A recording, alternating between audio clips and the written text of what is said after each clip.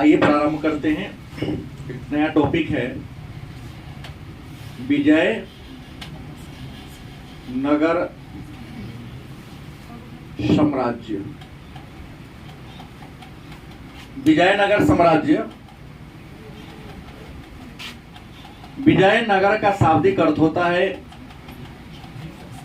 जीत का शहर और साम्राज्य का मतलब होता है बड़े राज्य। विजयनगर साम्राज्य वास्तव में उत्तर भारत का साम्राज्य नहीं है, यह दक्षिण भारत का एक साम्राज्य है। और विजयनगर साम्राज्य की नींव 1336 ईस्वी में संगम के पुत्र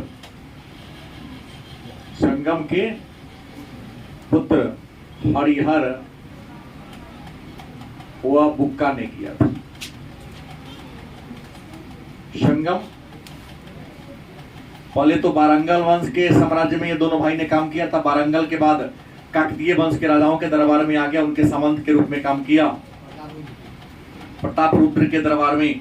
और दिल्ली के एक राजा थे जिनका नाम था मोहम्मद बिन तुगलक। उन्होंने बारंगल को भी जीत लिया, काकतीय वंश को जीत लिया और जीतने के बाद बहुत सारे लोगों को बंदी बनाकर लाया था। तो बंदी बनाए लोगों में हरिहर और बुक्का भी था। अपनी योग्यता से हरिहर और बुक्का क्या हो गया, मोहम्मद बिन तुगलक के गुलामी से क्या होता है, मुक्त हो जाता है। और मुक्त होकर मोहम्मद बिन तुगलक के काल में ही अपने गुरु माधव विद्यारण्य और वेदों के ज्ञाता सायन के सहायता से या आशीर्वाद से कृष्णा और तुंगभद्रा के दोआब में एक छोटे से राज्य की स्थापना करता है। उस राज्य का नाम देता है विजयनगर। विजयनगर साम्राज्य को शुरू करने से पहले हम जान ले कि विजयनगर साम्राज्य दक्षिण भारत में था और दक्षिण भारत का एक ऐतिहासिक परंपरा रही है कि जहां उत्तर भारत हमारा शासन काम के लिए प्रसिद्ध रहा है। उत्तर भारत को अगर आप गौर करेंगे तो उत्तर भारत की जो राजनीति है प्रारंभ से ही अपने शासन व्यवस्था के लिए प्रसिद्ध रही है, लेकिन दक्षिण भारत के जो राजवंश है इतिहास में अपने स्थापत्य के लिए फेमस रहा है। किसके लिए?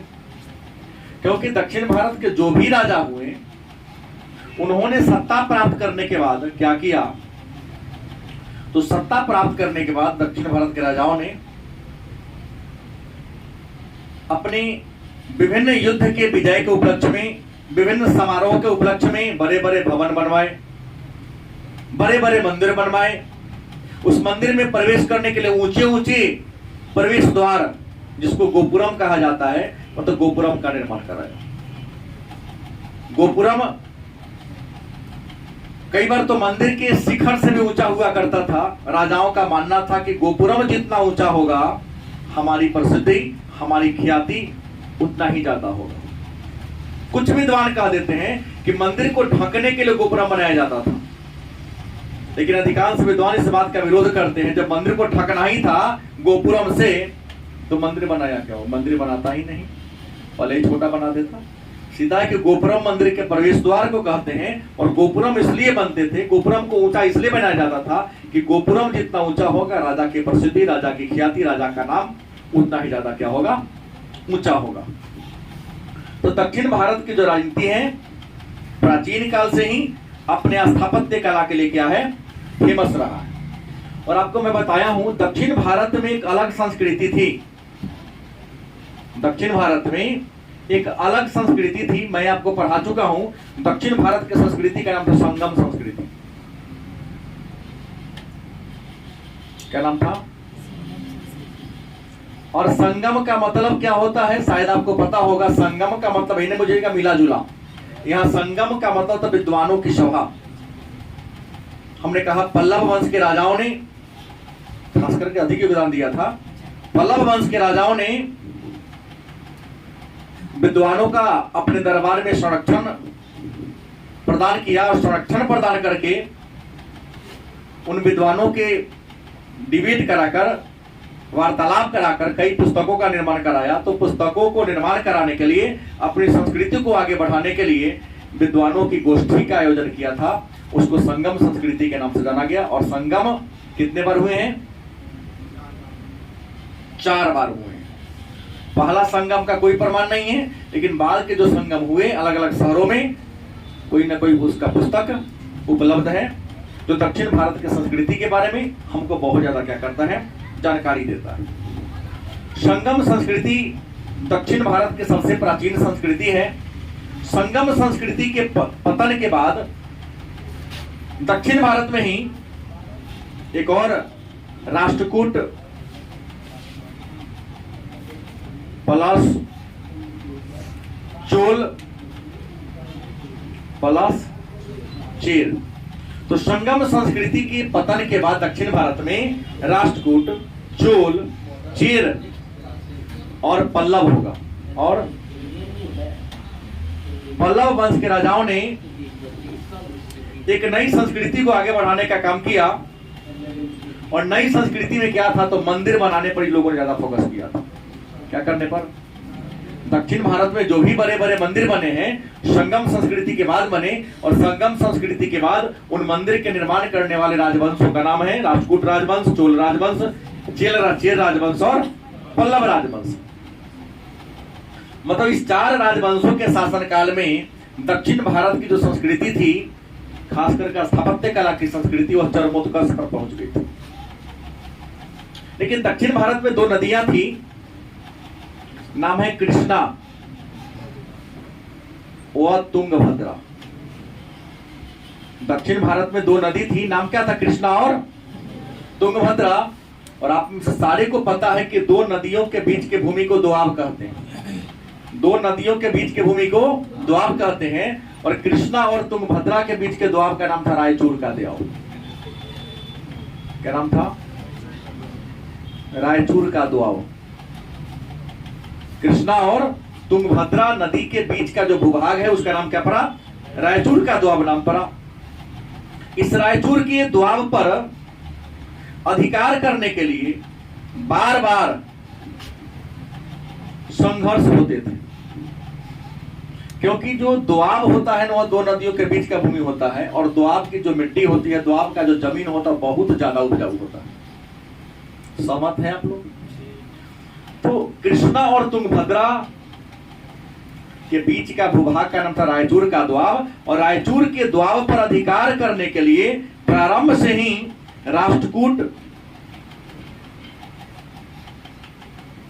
Plus Chalukya plus Pallava plus Chera, ये राजा हमेशा लड़ते झगड़ते रहते थे।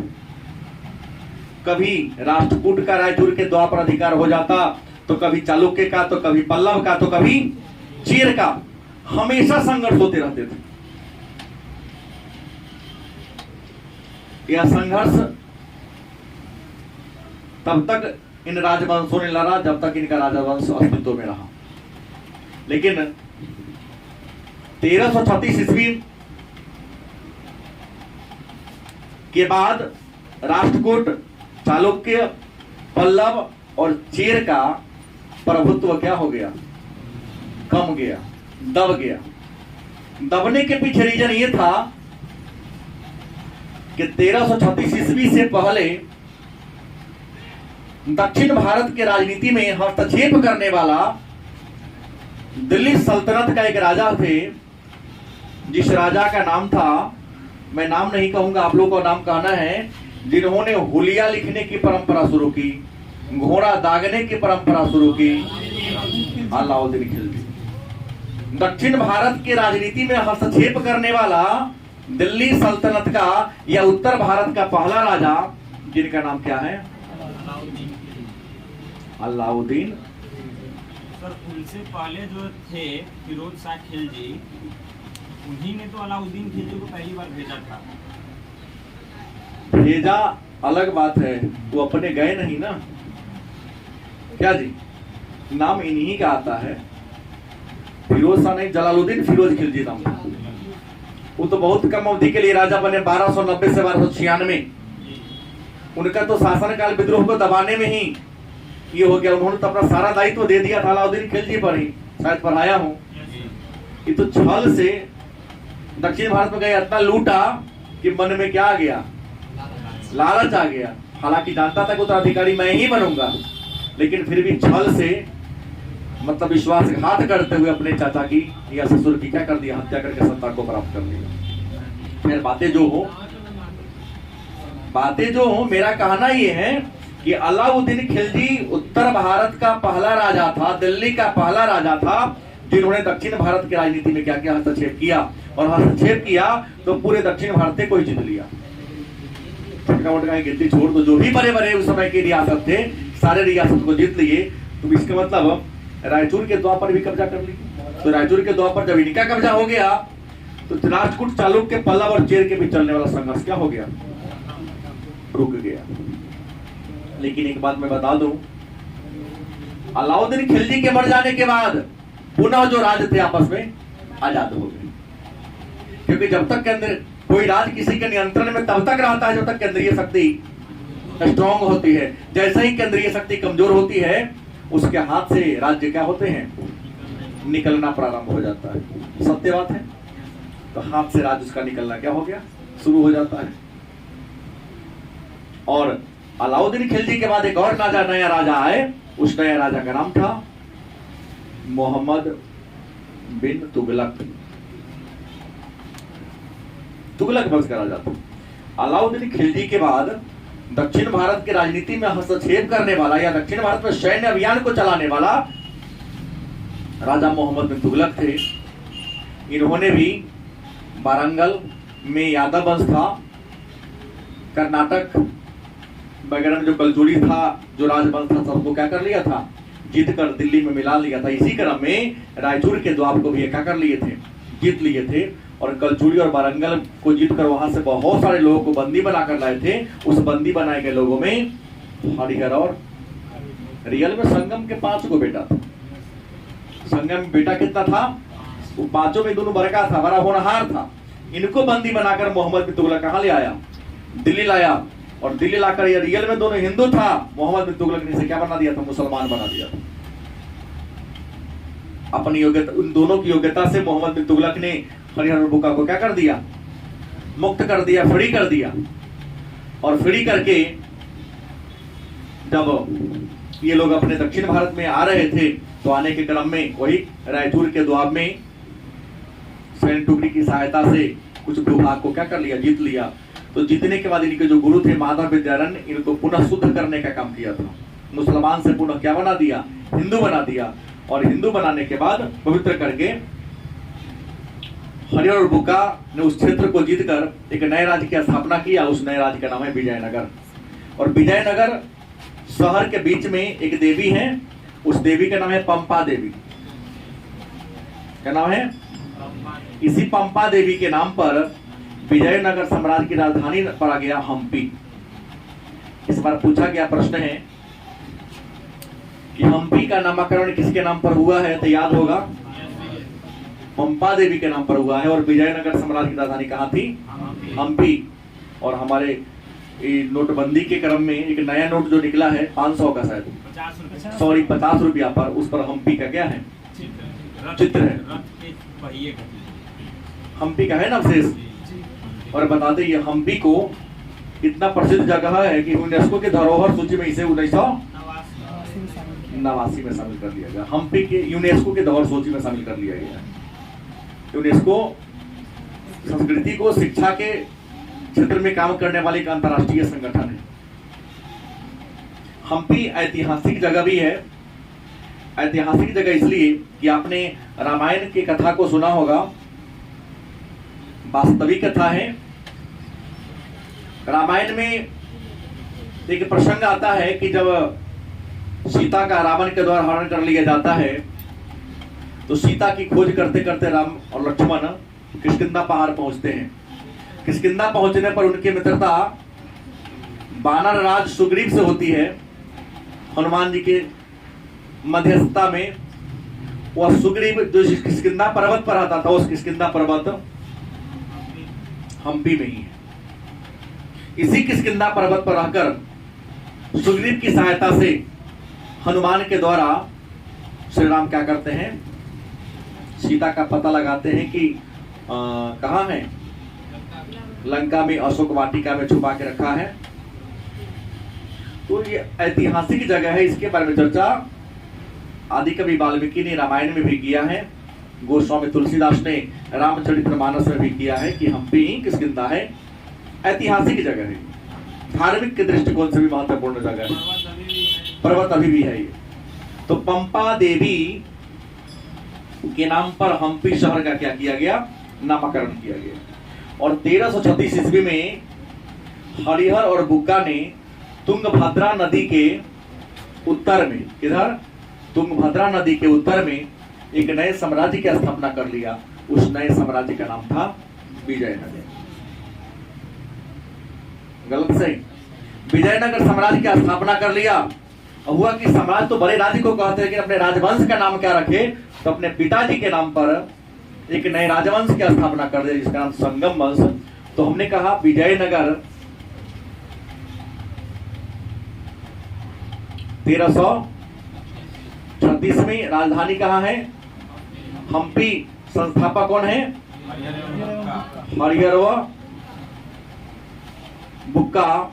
इस समय दिल्ली के राजा कौन थे, और विजयनगर पर कितने राजवंशों का राज रहा है, तो 4। पहले आया संगम, उसके बाद आया सालू, उसके बाद आया तुलु, उसके बाद आया आरावीडु वंश। ये आरवीडु वंश, आरवीडु वंश का शासन हुआ। 4 राजवंशों ने यहां पर क्या किया है। विजयनगर साम्राज्य की स्थापना के कितने वर्ष बाद, विजयनगर साम्राज्य की स्थापना के लगभग 11 वर्षों के बाद, विजयनगर साम्राज्य की स्थापना के 11 वर्षों के बाद एक और साम्राज्य की स्थापना हुई। बात समझ गए। उस साम्राज्य का नाम क्या था, बहमनी साम्राज्य। एक स्थापना हुई थी, नाम था बहमनी साम्राज्य। और बहमनी साम्राज्य की स्थापना 1347 ईस्वी में अलाउद्दीन बहमन शाह ने किया था। अलाउद्दीन बहमन शाह ने किया था। अलाउद्दीन बहमन शाह का रियल नाम नहीं था, इनका रियल नाम तो हसन गंगू था। हसन, अलाउद्दीन बहमन शाह के नाम से इन्होंने शासन चलाने का काम। रियल नाम था हसन गंगू, और इन्होंने अपनी राजधानी किसे बनाया था, किसको, गुलबर्गा। गुलबर्गा को अपनी क्या बनाया था, राजधानी बनाया था। जिस समय बहमनी साम्राज्य की स्थापना हुई उस समय भी दिल्ली के राजा, दिल्ली के सुल्तान मोहम्मद बिन तुगलक थे। मतलब इस समय भी दिल्ली के राजा कौन थे, मोहम्मद बिन तुगलक ही थे। अंतर यह था कि जो विजयनगर साम्राज्य था पूर्णतः हिंदू साम्राज्य था, लेकिन जो बहमनी साम्राज्य था यह पूर्णतः मुस्लिम या मुसलमान साम्राज्य था। और बहमनी साम्राज्य में मैं आपको बता दूं कि 5 राजवंशों ने राज किया। अलग अलग काल में कितने राजवंशों का राज रहा है यहाँ, तो 5 राजवंशों का यहाँ पर राज रहा है। बहमनी साम्राज्य पर शासन करने वाले जो प्रमुख राजवंश का नाम लिया जाए तो एक का नाम था बीजापुर। बीजापुर। दूसरा कौन था, गोलकुंडा। तीसरा अहमदनगर, गलत सही, बरार और बीदर। मतलब बहमनी साम्राज्य 5 रियासतों का एक साम्राज्य था। 5 साम्राज्य मुस्लिम साम्राज्य था, लेकिन 5 अलग अलग राज्य थे। बीजापुर राज्य, गोलकुंडा राज्य, अहमदनगर राज्य, बरार राज्य और बीदर। ये 5 को मिलाकर बहमनी साम्राज्य बना था। ये जो बीजापुर राज्य था, बीजापुर में आदिल शाही वंश का शासन था। कौन वंश था, आदिल शाही वंश। और आदिल शाही वंश की स्थापना करने वाले महापुरुष कौन थे? तो यूसुफ आदिल शाह। किसने किया था?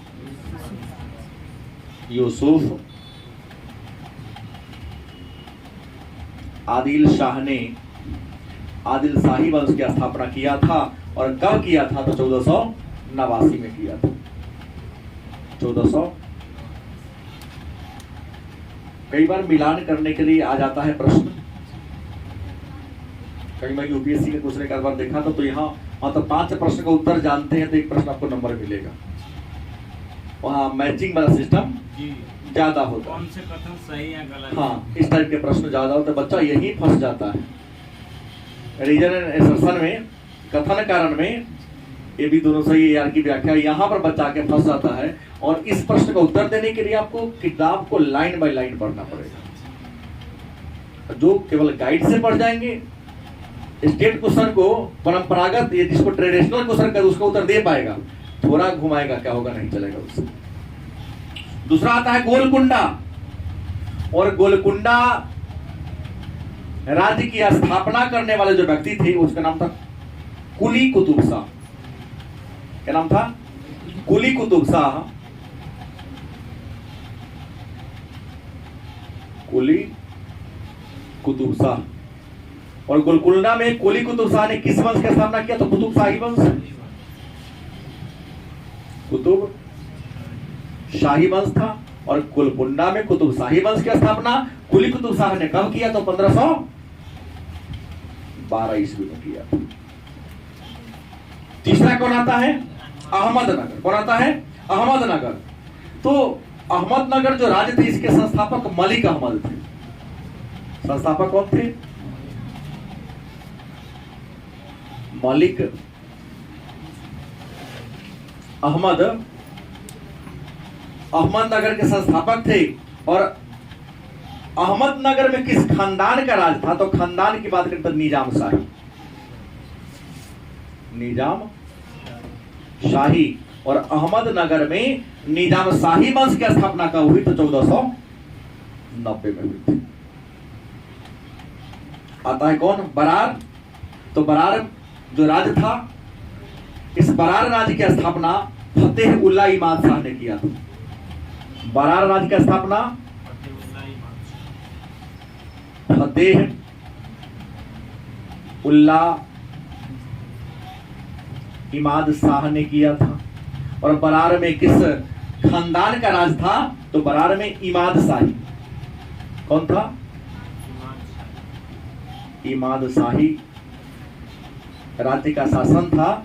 और इमाद शाही राज्य की स्थापना बरार में किया किसने था? तो फतेह उल्ला इमाद शाह ने किया था। कब किया था? 1484 में किया था।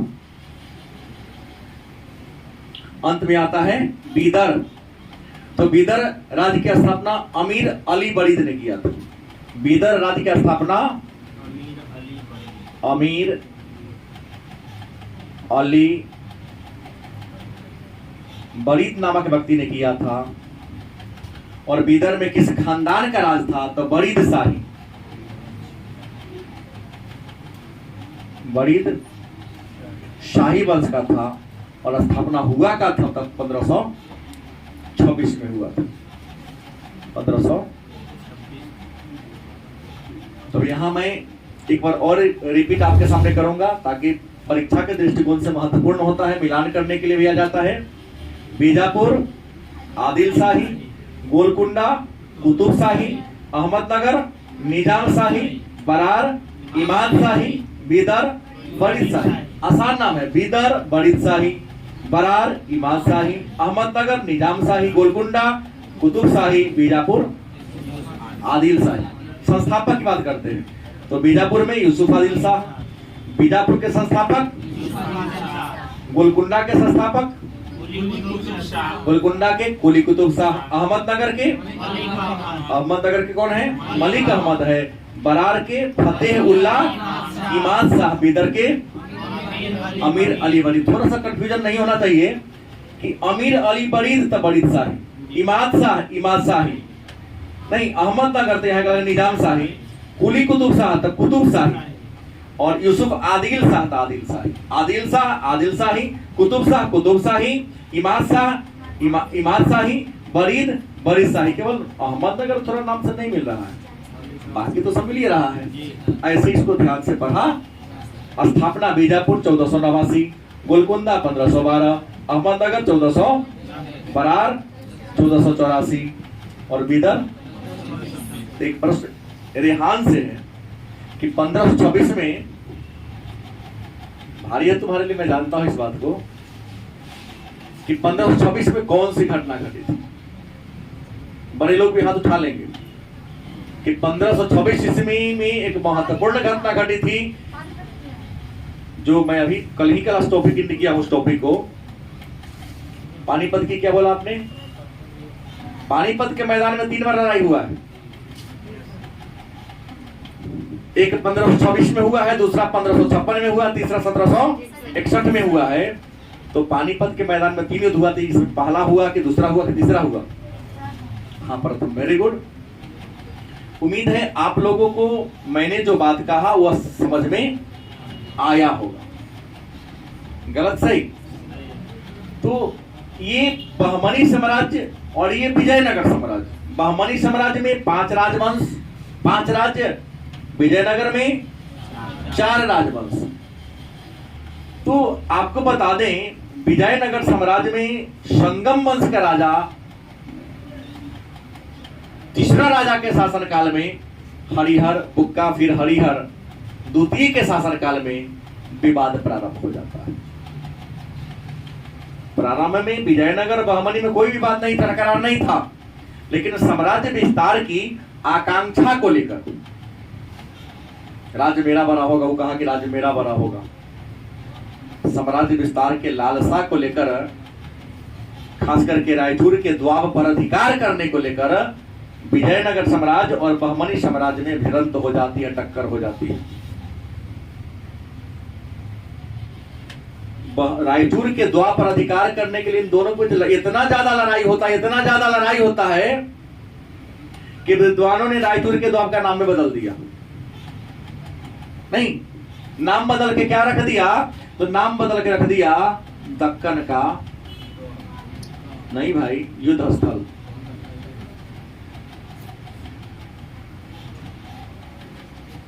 नामे बदल दिए। रायचूर के द्वार पर अधिकार करने के लिए मैक्सिमम बार, अधिकतम बार लड़ा किसने? बहमनी साम्राज्य और विजयनगर में। प्रारंभिक में कई बार बहमनी में जीता, कई बार विजयनगर में जीता। ये निर्भर करता है कि राजा कुशल कितना है, सैन्य संचालन करने की साहस आपके अंदर कैसी है। क्योंकि बार बार बोलता हूं, युद्ध हथियार से नहीं, शैली से जीता जाता है। लड़ने की शैली, लड़ने की कुशलता से युद्ध को जीता जाता है। अगर हथियार से युद्ध को जीतना होता तो अमेरिका सबको हर जीत लेता, रूस सबको जीत लेता। नहीं, युद्ध छिड़ता है तो उसके सैनिक हवाई जहाज में बैठने से खिचकते हैं। और युद्ध भारत में शुरू होता है तो जानता है कि युद्ध में कुछ भी हो सकता है, फिर भी नौजवान लाइन में हमको ले लीजिए ना, हम पे खड़ा है लड़ने के लिए। लाठी लेके वे लोग यहाँ युद्ध के मैदान में तोप का सामना लाठी लेके करने को तैयार है। नहीं, जनसंख्या बहुत बड़ी बात नहीं है, देश के प्रति भक्ति बहुत बड़ी जिम्मेदार है। जितना भारत के नौजवानों में भारत के प्रति भक्ति है, संसार के शायद किसी देश में इतना होगा नहीं। लोग नौकरी जान देगा, कहता बियाह बाद में बियाह कर लौट ले मिलेगी। ऐसे ऐसे नौजवान है हमारे देश में। पहले 2 हाथ हो जाए।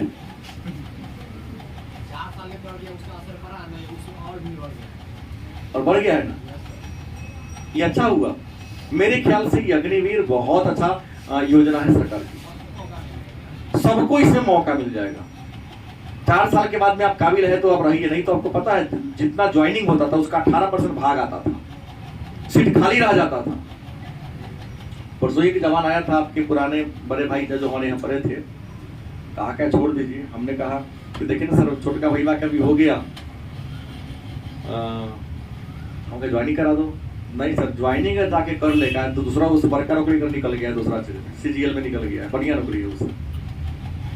तो अगर ज्वाइनिंग लेके छोड़ेगा 1.5 लाख रुपया जुर्माना होगा। हम कहा कि हम 4 साल से कर रहे हैं, अगर हम वहां से भागते हैं तो हमको 2.5 या 3 लाख रुपए जुर्माना देना पड़ेगा।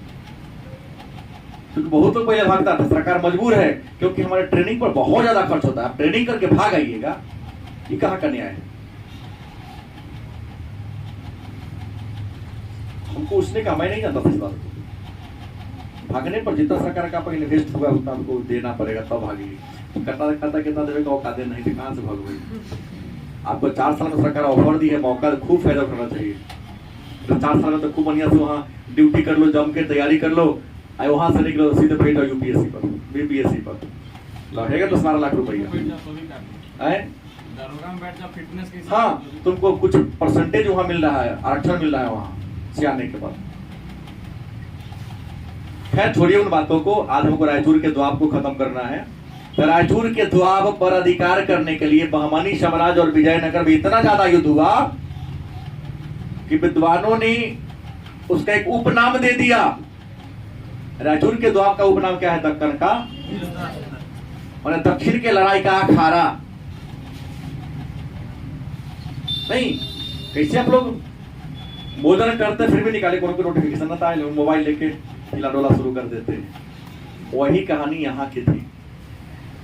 लोग खाने पीने के बाद नहीं पछता था तो लाठी लेके निकलते थे, हमर जमीन हो। हर दिन लड़ाई होता था, लेकिन सर्वाधिक बार सफलता मिली तो विजयनगर को। विजयनगर को सफलता मिलने के पीछे रीजन था कि विजयनगर के शासकों ने कुछ कूटनीतिक चाल चली थी, और विजयनगर में कूटनीतिक चाल चलने वाले एक व्यक्ति थे, राम राय। कौन थे? जो सेनापति थे सदाशिव का, राजा थे सदाशिव, उन्हीं का सेनापति थी। अब कौन थे? राम राय। बहुत ही कुटिल विचारधारा के थे। जैसे वर्षकार को राजनीति में चाणक्य का अगुआ कहते हैं, वर्षकार कौन था? आजाद शत्रु का मंत्री था। कूटनीति में चाणक्य का, क्योंकि वर्षकार के बहुत वर्षों के बाद चाणक्य आए थे, इसलिए कूटनीति में चाणक्य का अगुआ कौन है? अगुआ माने अगरिया। और भारत में फूट डालकर शासन करने की परंपरा भी सबसे पहले अजातशत्रु ने शुरू किया था, बाद में अंग्रेज या अन्य कोई जो किया। कहानी हमेशा लड़ाई होता था, हर बार ये हारते थे। इस बात की जानकारी मिल गई बीजापुर, गोलकुंडा, अहमदनगर के राजाओं को कि हम लोगों में आपसी कोई बेमनस्यता नहीं है। इस बेमनस्यता को फैलाने वाले राम राय हैं। अचानक 4 गो राज्य आपस में जुटा और कहानी 23 जनवरी 1565 दिन मंगलवार था। 3 गो था, 3 था, बाद में एक आया, लेकिन मेन 3 को पहले आ गया। 23 जनवरी 1565 की कहानी है कि बीजापुर, अहमदनगर और गोलकुंडा, इस 3 राज्य के राजाओं ने क्या कर दिया? हमला बोल दिया। किस पर? विजयनगर साम्राज्य पर। घमासान युद्ध होता है 23 जनवरी 1565 को विजयनगर साम्राज्य और बहमनी साम्राज्य के बीच। यह युद्ध तालीकोट्टा के मैदान में। किस मैदान में? तालीकोट्टा के मैदान में होता है। इसका अन्य नाम भी है बन्नीहट्टी। बन्नीहट्टी अन्य नाम भी है राक्षस तंगड़ी। घमासान युद्ध हुआ। हालांकि युद्ध दिन भर नहीं चला, 10 बजे शुरू हुआ, खा पी के तैयार होकर सब आया। वो टारगेट में था, नाश्ता किया कि खाना घर ही खाएंगे फिर दोबारा। 12 बजे तक नेस्तनाबुद्ध कर दिया था विजयनगर साम्राज्य को। ये तो लाठी पैरा लेके गए, उधर छेनी हथौड़ी लेके आया था कि राजा को भी मारेंगे, राम राय को तो सबसे पहले हम ये करेंगे। और जितना सुंदर सुंदर भवन के लिए विजयनगर साम्राज्य फेमस है, क्योंकि बाबर ने अपनी आत्मकथा तुजू के बाबरी में लिखा है, विजयनगर की प्रशंसा किया है, लिखा है कितना सुंदर भवन मैंने कई देशों का मैंने दौरा किया, साम्राज्य विस्तार के लिए युद्ध किया, लेकिन इतना सुंदर हमने भवन कहीं नहीं देखा। बाबर खुद लिखते हैं, इनके सुंदरता को देखकर विजयनगर साम्राज्य की यात्रा पर पुर्तगाल, क्या जी, रूस, इटली, फारस, ईरान, इन देशों के यात्री घूमने आते थे। पूरे विजयनगर साम्राज्य मंदिर के जैसा बना हुआ था, ऐसा कोई घर ही नहीं था जिसका ऊपर का डिजाइन मंदिर जैसा ना हो। और इतना सुंदर कि 7 को अब्दुल रज्जाक ने चर्चा किया है कि 7 को 4 दीवारी था। विजयनगर साम्राज्य ऐसा साम्राज्य था जिसका खेत, खलिहान, बाजार, हाट, राजा का घर, मजदूर का भी घर बाउंड्री के अंदर था। किसी को तोड़ पाना उसके बस की बात क्या थी? नहीं थी। लड़ाई हुई ऐसी तालीकोट्टा के युद्ध के बाद या बन्नी हट्टी के युद्ध के बाद। उस समय विजयनगर में तुलुब वंश का राज होता है। किसका? खत्म हो जाता है और इसके खंडहर पर अरबेडू वंश के राजाओं ने क्या किया? राज्य किया, लेकिन राजधानी क्या कर लिया था? चेंज कर लिया था। अब सवाल है, जब विजयनगर साम्राज्य नेस्तनाबूद हो गया, अहमदनगर के राजा ने तो राम राय को गर्दन काट दिया था युद्ध के मैदान में, भाला पर उनके गर्दन को टांग कर पूरे विजयनगर साम्राज्य में घुमाया था कि चुगलखोर का सबसे बड़ा सजा हाँ ये ही होता है। हमने कहा कि विजयनगर साम्राज्य का क्या होता है? पतन हो जाता है, विजयनगर साम्राज्य का अंत हो जाता है। तो विजयनगर साम्राज्य के अंत हो जाने के बाद यहाँ पर एक नई कहानी ये आती है कि आप सभी आदमी इस बात को भली भांति जानते हैं कि भारत इंग्लैंड का गुलाम था। किसका गुलाम था? अंग्रेज पहले उत्तर भारत की राजनीति में अपना पांव बहुत मजबूती से गाड़ लिया था, जमा लिया था। और 18वीं सदी में या 18वीं सदी के अंत में दक्षिण भारत पर अपना पूरा दबदबा जमा लिया, क्योंकि आपको पता होगा कि 1799 ईस्वी हैदर अली के बेटा नाम था टीपू सुल्तान। याद है? आधुनिक भारत जो पढ़ने हैं जी उसको पता होगा कि 1799 ईस्वी में हैदर अली का बेटा टीपू सुल्तान को अंग्रेजों ने चतुर्थ आंग्ल मराठा युद्ध में हरा दिया था।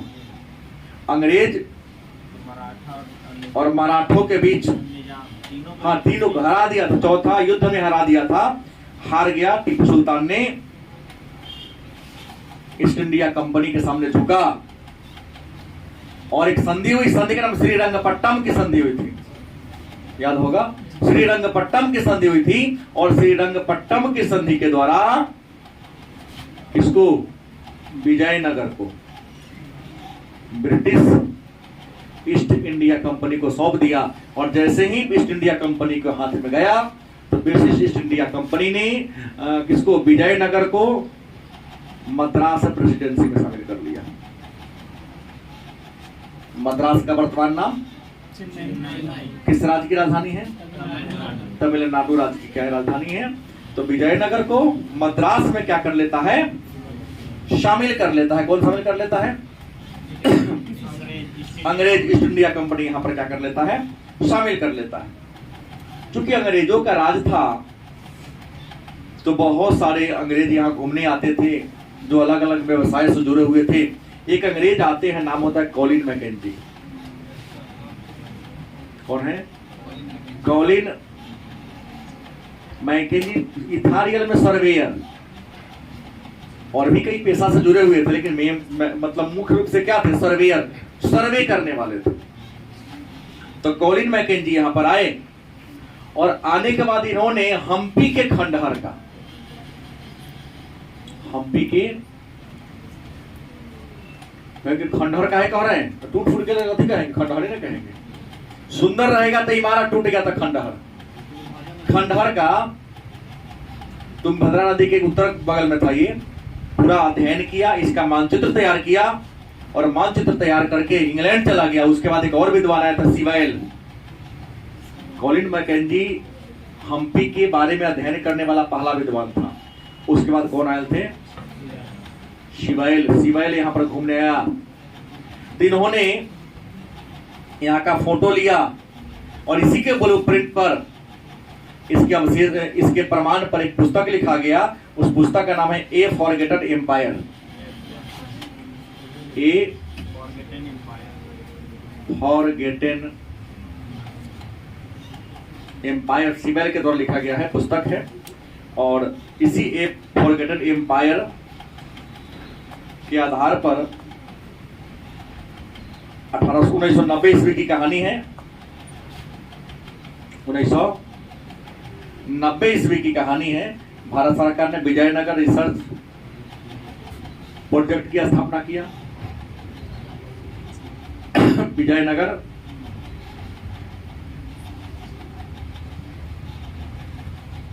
प्रोजेक्ट की स्थापना कर लिया और विस्तार से विजयनगर के खंडहरों का अध्ययन करना क्या कर दिया, शुरू कर दिया। तो वहां से जो पुरातत्व मिला, वहां से जो लिखित प्रमाण मिला, उस प्रमाण के आधार पर इन सारे वंशजों का नाम था और पूरे इस साम्राज्य के बारे में चर्चा प्रारंभ हो गई। सबके बारे में कहानी हम आज नहीं, कल के क्लास में चर्चा होगी, क्योंकि 4 राजवंश है। 4 राजवंश के लिए थोड़ा सा लंबा समय चाहिए। तो बाकी हमने विजयनगर के बारे में जाना, बताया आपको।